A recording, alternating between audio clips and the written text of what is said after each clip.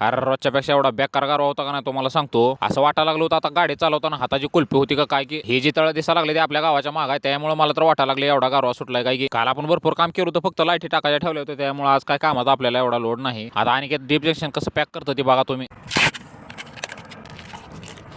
कधी नाही ते पहिल्यांदा मशीनवाले लवकर आली ती बघा, स्लॅब मोठा असल्यामुळे. आता ह्या डिझाईन मध्ये बेंड न वापरता कशी पायपिंग केली ते सांगतो बघा तुम्हाला. असे का आपल्याला मार्केटमध्ये स्प्रिंग भेटते बघा, आपल्याला जेवढे पाहिजे तेवढे आपण मार्किंग करून घ्यायची, वरनं पाईप बेंड करायचा तिथनं, आणि परत त्याला जेवढे पाहिजे तेवढे आतमध्ये टाकलायचे आणि गुडघ्यानं बेंड करून टाकायचे बघा. आपल्याला इथल्या फक्त पोर्च मधल्या यू टाईप मधल्या लाईटी टाकून घ्यायचे होतं, कारण आपण बाकीचं काम कालच केलं होतं. आपलं काम होईपर्यंत इकडे मशीन लावायची प्रोसेस चालू केली बघा ह्यांनी. जाऊ दे, आपण इकडे हॉलची मेन्स तले बॅक करताना आणले बघा. टोटल 3 पाईप घालवली ते मेन्स टाकायला फक्त हॉलची. आता सगळीकडे पीओपी असल्यामुळे आपण फॅन बॉक्स काय टाकलं नाही, तर जिथं फॅन बॉक्स टाकत नव्हती तिथं फक्त हुक टाकून घेतली बघा फॅन लावायला. ज्या साईडला पहिली मशीन लावले त्यांनी फक्त इकडनं पोर्च भरायला चालू केला बघा, आणि जिकडून दुसरी मशीन लावले त्यांनी तिकडून किचन कडनं चालू केले. 40% काम उरकलं. इकडे चहा पण आला होता, त्यामुळे म्हणलं आपलं तर काय काम नाही, त्यामुळे आपण फक्त चहा पिऊन घ्यायचा. पहिलं तर इथे एक एक्स्ट्रा चहा ठेवला होता आणि त्याच्यावर चुकून मिस्त्रीचा पाय पडल्यावर डायरेक्ट माझ्या पायावर सांडला बघा चहा. इकडे आपली सगळी मेन्सची पाईप बुजवून घेतली, की आणि घेतला म्हणलं चल, म्हणलं आपलं तर काय काम नाही. आता इथं काटेमध्ये आल्यावर एवढा बेकार धुळा होता रस्त्यावर. पुढचं काय दिशेनं झालं तर काय विषय जाऊन बघितला पुढे, तर इथं पोकले न्यायला लागली होती, त्यामुळे ट्रॉलीचा धुळा उडा लागला होता बघा एवढा.